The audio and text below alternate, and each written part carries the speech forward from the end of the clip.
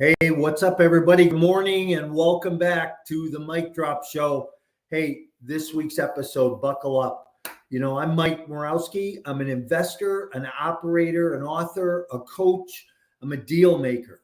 Every week we break down real estate to the simplest forms, the simplest moves that you can use today. Today I'm going to give you some nuggets that you'll be able to walk away with and even put into a deal you might be negotiating today. Hey, if money feels like the wall between you and your first real estate deal, your first door you buy, this episode is for you. We're talking little or no money down, real strategies that can be implemented on a daily basis. I have bought everything from single family properties to 400 unit apartment complexes with little and no money down. Risks, mitigated risks, learn the steps, learn the processes, and I am here to give you some of that education. Hey, quick note, this show's for education.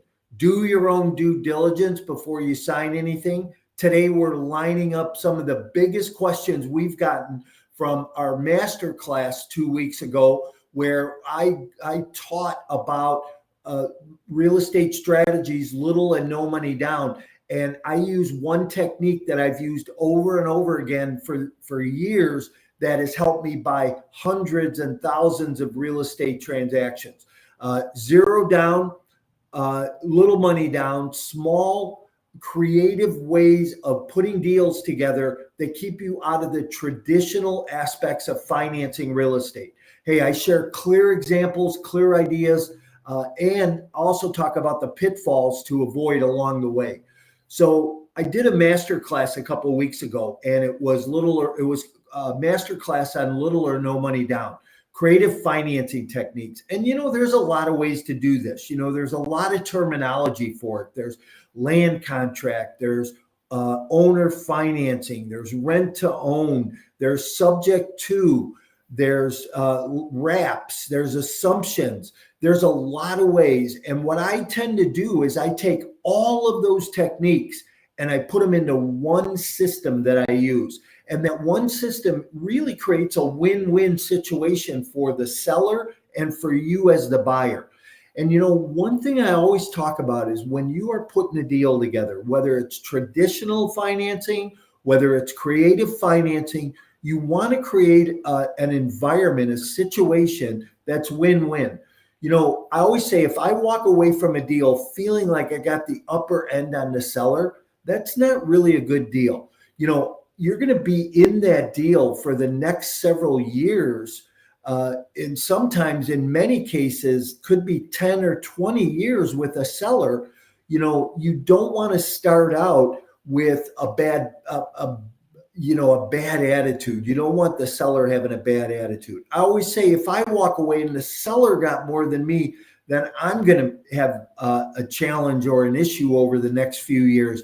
Because if you're not creating win-win where things are good for the seller, things are good for you, and you're in a cash flow position where you're going to also get some equity as a result of the transaction, it's not a good deal, no matter what strategy you use. And, you can put strategies together where you're using some traditional financing, no money down, little money down, where the seller can act as the bank. There's multiple ways of putting these transactions together. So, I think you learn over time, and a lot of it happens because you take action. But here, let's jump into some questions, because I've got some really good questions over the last couple of weeks from people DMing me on social media. Hey, if you're not following me on Instagram, why don't you follow me there? We're gonna always be posting clips and content about how to do this. YouTube, the same thing. Subscribe to our channel, and we'll continue to give you that information that's going to help you grow and maybe answer your questions before you even know you have a question. I always say I love that, right? Because we don't know what we don't know, but it's action. It's in the action. So, Tony Robbins always talks about how if you go to an event, you learn something new, draw a line in the sand and take action on that. put it into play. I always tell the story. I'd go to a seminar and I'd spend a couple of days listening to a speaker or multiple speakers, and I'd take notes.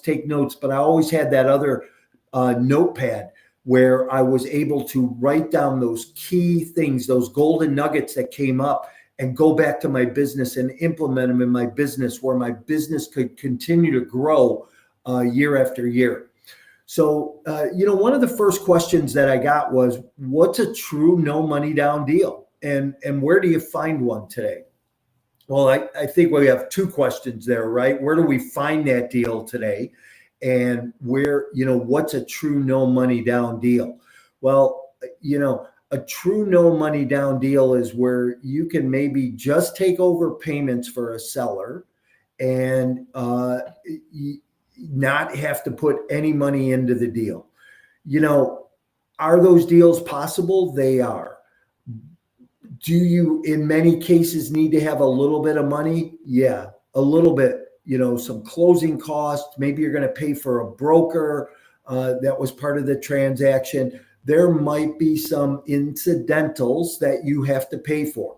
So true no money down deals are very rare.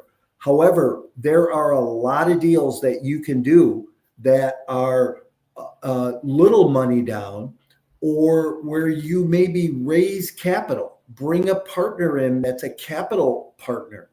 I've done true no money down deals where we went to buy a house one time, and it was a single family home. The owner was behind on their mortgage payments a couple of months. So I had to come up with, at the time, I think about $2,500 to catch the owner up on the mortgage payments and take over the existing mortgage. And then we had some closing costs. And I think the closing costs were about $5,500 at the time. So, I needed about $10,000. So I didn't have $10,000 at the time, but I had a partner that had a little bit of money. He joined me in that transaction. We put his money in, my sweat equity in, and the two of us split the profits. So, that could be a true no money down deal for you. And they're simple. And there's people out there that have money in self-directed IRAs, or have money sitting in the bank that they're looking to make a better return on, or short-term return on. So, start to network with people and meet other people. Even if you're someone that doesn't have money and doesn't have credit today, but you have expertise and a little bit of knowledge on how to find properties, how to buy properties, how to manage property, and take that partner that you have with money. Robert Allen, one of the first seminars I ever went to, taught no money down. He taught OPM, other people's money. And I love that, because if you don't have your own money, you can go raise money or partner on a joint venture with someone who does, to fund that transaction. Now, I really like the second part of this question. Where do you find a deal today? There are multiple sources, multiple websites, multiple opportunities where you can find free data, where you can get paid data to find sellers that are willing to sell. I always say that the best seller is a don't wanter, right? A seller who's tired, who is retiring, who wants out of that piece of real estate. I bought a deal one time from a seller who he had built a property. He built a 64 unit apartment complex. And this was in Indiana, and he was retiring, and he built the property. So he had a big basis in the property and a large capital gain issue, and went to the seller and said, hey, I can help mitigate your capital gains for you over the next several years. He was retiring. I said, I can give you some cash flow, help you mitigate your tax consequences along the way, and give you full price for your property. And we really structured a win-win situation, because we were able to take over that property for some closing costs, some brokerage fees, and very little money down on a $5 million transaction at the time. and we took over the owner's payments, paid the owner out over time, where his tax consequences were very little because we created a lease environment where he was getting income and it was mitigating the tax consequences on him. So that's a great example of a seller who's a tired seller, wants to retire, doesn't want to be in real estate anymore, but still understands how real estate can benefit him for cash flow, tax advantages, and continuing to help his net worth.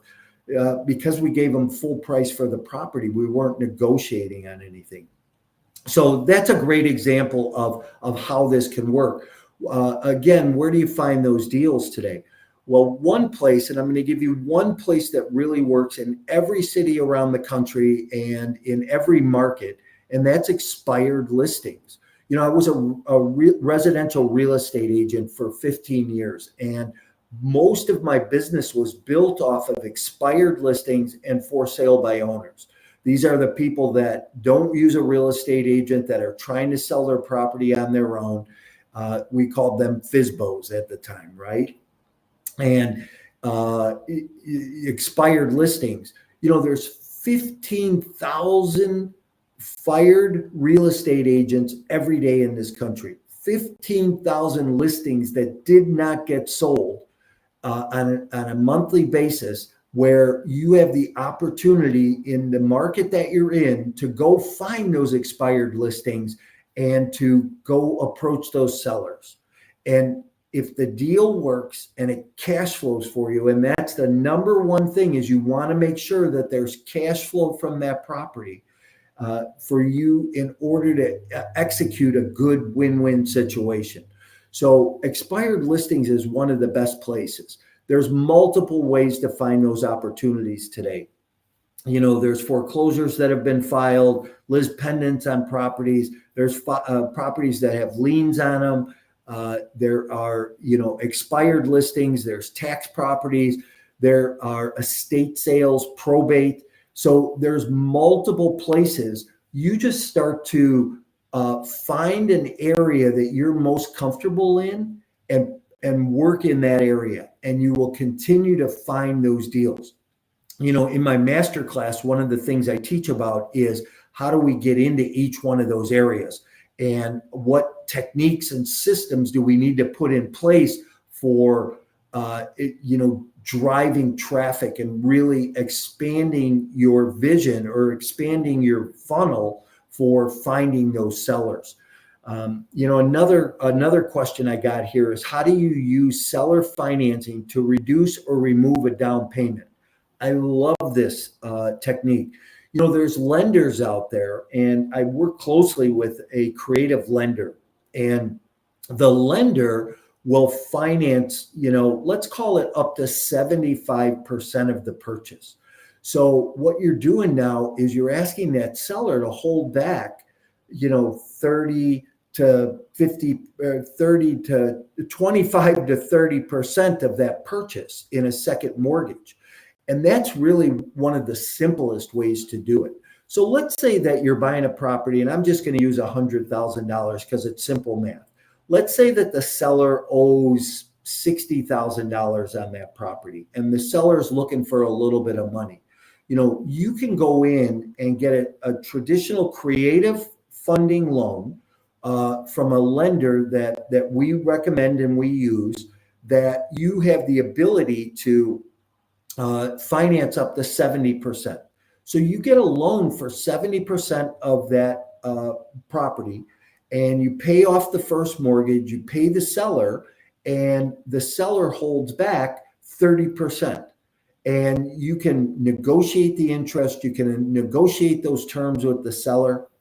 Over 3 years, 5 years, the property appreciates a little more. You go back in, refinance again, and pay off the seller. So there's one way of doing it. There's multiple ways of doing that, where you can use the seller's second mortgage on that property as your down payment to get into a property. So I think that if you start to change your mindset And I really believe that it's a mindset shift. And we happen to be in the part of the market cycle right now where creative financing is a big opportunity. You've got deals that have been on the market a long time, whether they're single family, small multifamily, even larger multifamily properties, where those properties have been on the market a long time. And the seller really would like to get it sold, or they're moving. And we bought a property one time from a seller. It was a single family house. The seller was moving to Vietnam and needed to leave the country quickly. And they were, the house was in great shape. They had lived there. They had a very little mortgage. We assumed the seller's mortgage and didn't do a full assumption, but we did a master lease is the technique that I use. We put a master lease on that property, gave us control of that property. We made the mortgage payments. We managed the property. We paid the seller 4% interest on the second, or the difference on their equity over the next 5 years, refinanced the property, walked away with, at the time was about $350 a month in cash flow on that property from the tenant that we had in there.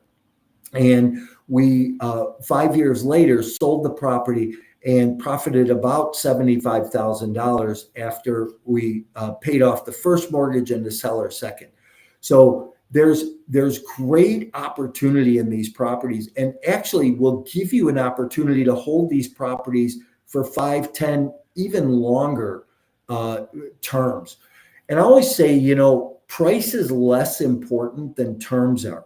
Why not pay the seller full price for a property, but maybe get better terms, right? Because these deals are negotiated well and built out well by the terms that you put in place.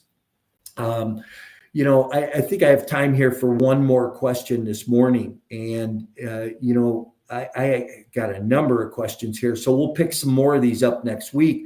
But these questions all came from people who were at my master class or didn't have an opportunity to get to my master class, but maybe saw the recording from it, or had gotten some information from somebody else who had been there.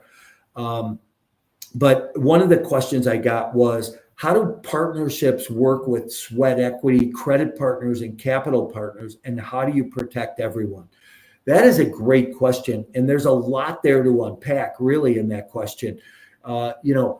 Partnerships are structured differently in every situation. I couldn't say that there's just one way to do a deal. There's not one way to structure a partnership. There's multiple ways to put those together.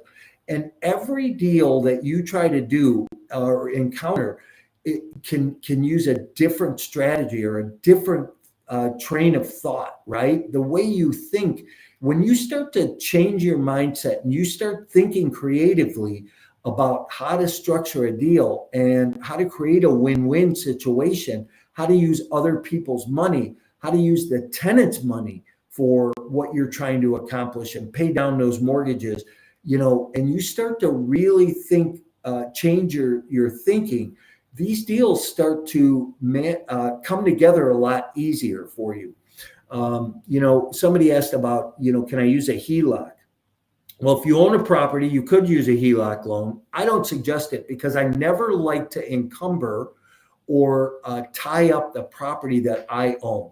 Never in my investing career have I cross-traded properties or have I used my personal residence for signing on any mortgages or collateral on a deal.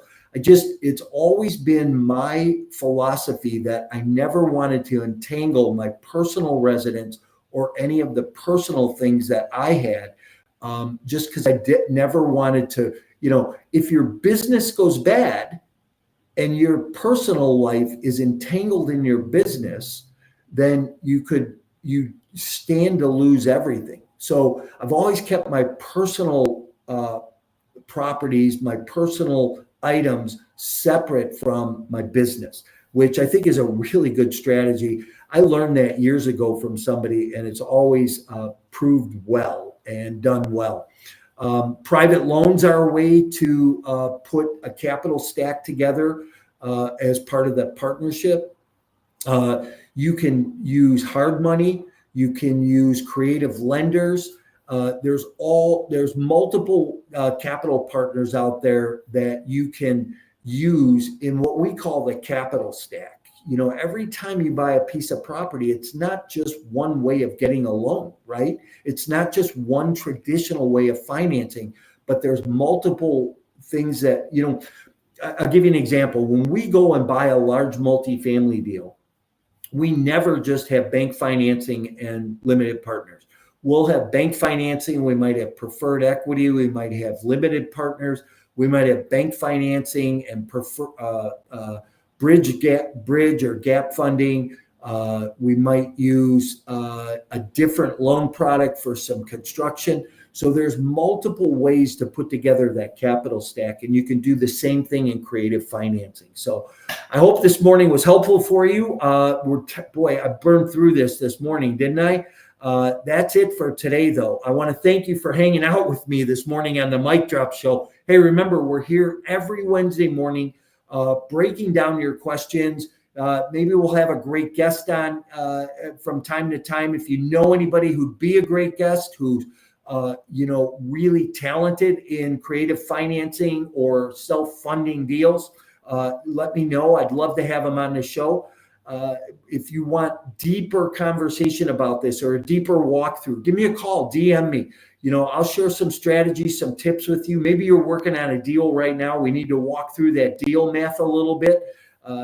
Maybe we need to give you some different insights, or maybe just a lot of times I have friends that I'll go to and I will ask them about a different way of doing a deal to get a different strategy, a different vantage point.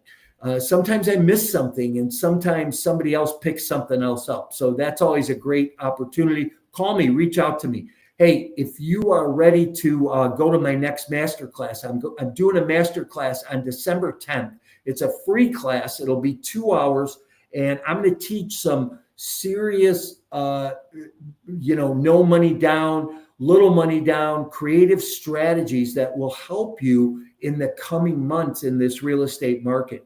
But just you can either DM me or go to masterclass.multifamilyinvestmentsecrets.com, masterclass.multifamilyinvestmentsecrets.com, and get registered there. It is filling up fast. We had a great turnout 2 weeks ago when we did this masterclass, and we're doing it again December 10th. So I love teaching this stuff. I love these strategies and helping you accelerate your real estate business. Hey, I'm Mike. This was the Mic Drop Show. See you at the masterclass, and see you before that next week here on the Mic Drop Show. Have a great week, everybody, and we look forward to seeing you soon.